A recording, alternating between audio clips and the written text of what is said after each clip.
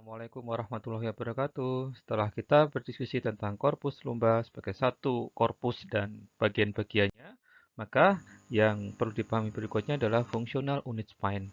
Fungsional unit spine itu terdiri dari korpus yang ada di atasnya, ini korpus, kemudian diskus yang ada di antara keduanya, dan korpus vertebrae yang berada di bawahnya.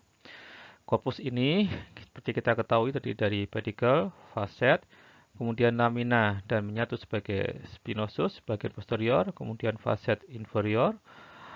Demikian juga untuk korpus di bawahnya, pedicle, kemudian facet, lamina, kemudian spinosus, dan facet berada di bawahnya.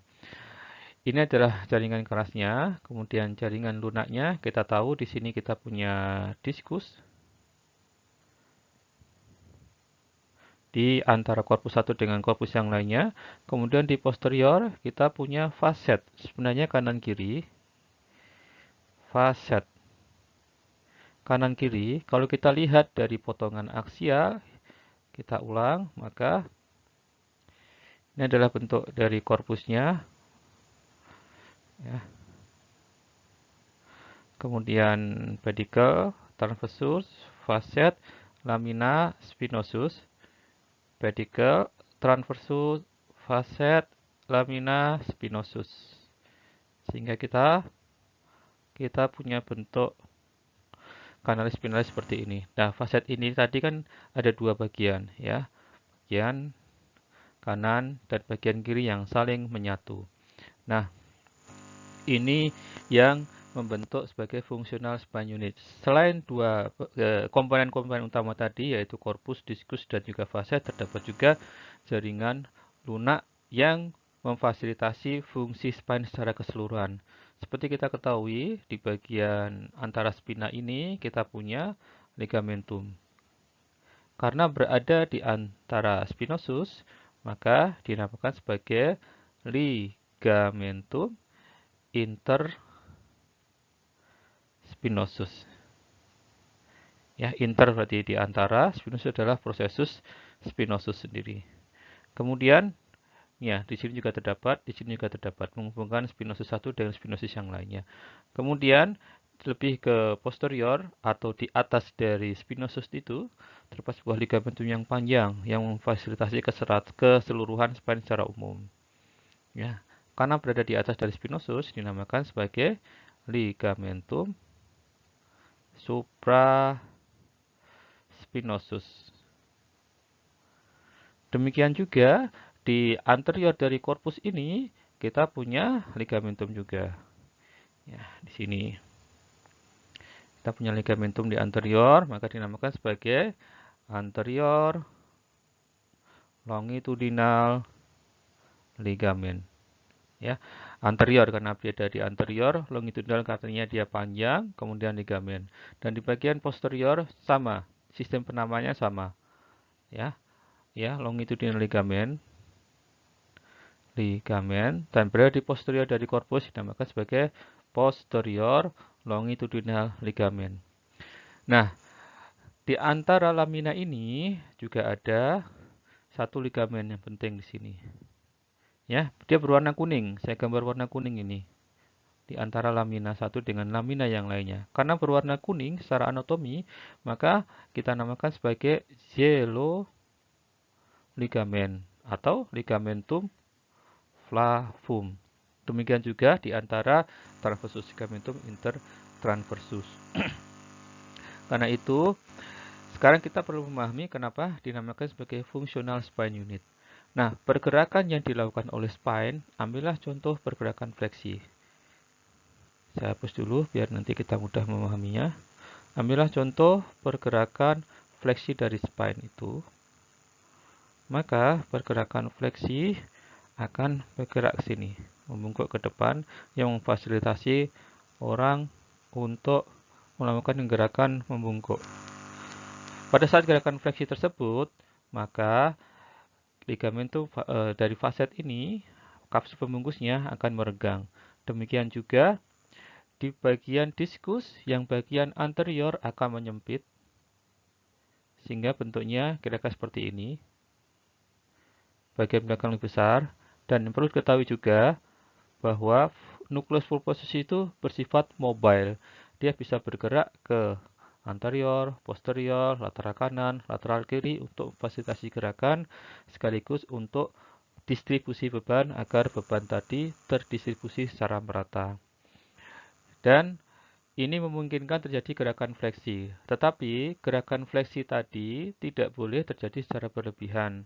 Karena kalau terjadi secara berlebihan maka tentu ini akan robek, ya, akan robek dan fungsinya tidak bisa kembali ke kondisi semula. Tentunya dengan prinsip seperti itu harus ada yang mempertahankan. Maka fungsi dari ligamentum interspinosus ini, maka dia berfungsi supaya tidak terjadi peregangan yang berlebihan atau over distraksi, tertahan, terikat satu sama lain di sini. Demikian juga ligamentum intersupraspinosus di sini dia mempertahankan supaya tidak terjadi distraksi yang berlebihan. Termasuk juga faset. Kapsul faset ini kuat sehingga ikatan di sini mencegah terjadinya overfleksi. Termasuk juga ligamentum flavum ini. Ya, ligamentum flavum juga fungsinya demikian. Sehingga yang namanya hiperfleksi bisa dicegah. Pada pergerakan yang berbeda, yang selanjutnya kita punya pergerakan berkebalikan dari fleksi, yaitu gerakan ekstensi. Nah, pada pergerakan ekstensi ini, maka difasilitasi oleh pergerakan dari anulus yang tadinya ke belakang, maka dia akan ke anterior, yang tadinya bagian belakang menyempit, maka yang bagian anterior sekarang akan mencembung. Ini dia akan menyembung diskusnya di anterior, bagian belakang menyempit, dan nukleusnya bergeser ke anterior. Dengan demikian terjadi pergerakan ekstensi, tetapi prinsip yang pertama yang tadi kita sudah pelajari, tidak boleh terjadi pergerakan yang berlebihan, maka anterior longitudinal ligament mencegah terjadinya over distraksi, kemudian juga faset yang tadi menumpu, tumpuan tulang satu faset dengan tulang yang lainnya menyebabkan terjadinya pergerakan relatif bisa dibatasi, termasuk juga spinosus.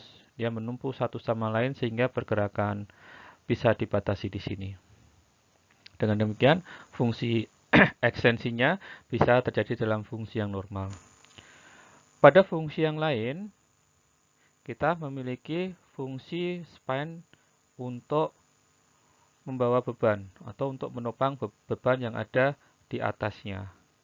Ya, sebagai contoh, ada sebuah beban besar di sini, maka dia akan ditransmisikan beban tersebut ke tulang spine.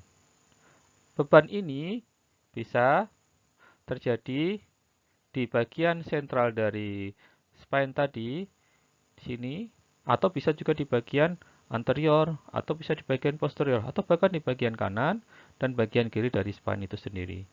Nah, kalau beban tadi terpusat di satu titik saja dan terjadi terus-menerus, maka potensi kerusakan, ya ambil contoh di bagian anterior, di sini terjadi beban yang berlebihan, maka potensi kerusakan di titik ini akan mudah terjadi. Karena itulah beban ini harus terdistribusi secara merata. Ya, sini, di sini, di sini, di sini, di sini, anterior, posterior, lateral kanan, lateral kiri, dan juga di sentral. Karena itu, terdapat anulus fibrosus, bagian dari diskus ini, yang berwarna kuning ini, dia bisa bergulir ke kanan, ke kiri, ke depan, dan juga ke belakang. Nah, pergerakan ini dipertahankan oleh namanya lamina di sini. Nukleus fibrosus, anulus fibrosusnya, ya. Anulus fibrosus di sini berupa lamina-lamina yang melingkari ini. Nah, pergerakan dari nukleus pulposus ini memfasilitasi beban tadi terdistribusi secara merata sehingga bagian yang rusak seperti ini bisa kita cegah karena distribusi beban terjadi secara merata ke semua tempat dari spine, ya. Semua tempat menerima beban dengan sama. Sekaligus dengan penerimaan beban yang seperti tadi, fungsi keseimbangan bisa dilakukan. Nah, itulah kenapa satu unit seperti ini, yaitu terdiri dari korpus, kemudian dari diskus, dan korpus di bawahnya, dan korpus di bawahnya, serta jaringan lunak sekitarnya itu dinamakan sebagai satu fungsional unit spine. Karena satu fungsi ini bisa, satu bagian kesatuan ini bisa memfasilitasi fungsi spine secara keseluruhan dan akhirnya menyambung menjadi satu dengan bagian-bagian atas dan bagian bawahnya. Terima kasih. Assalamualaikum warahmatullahi wabarakatuh.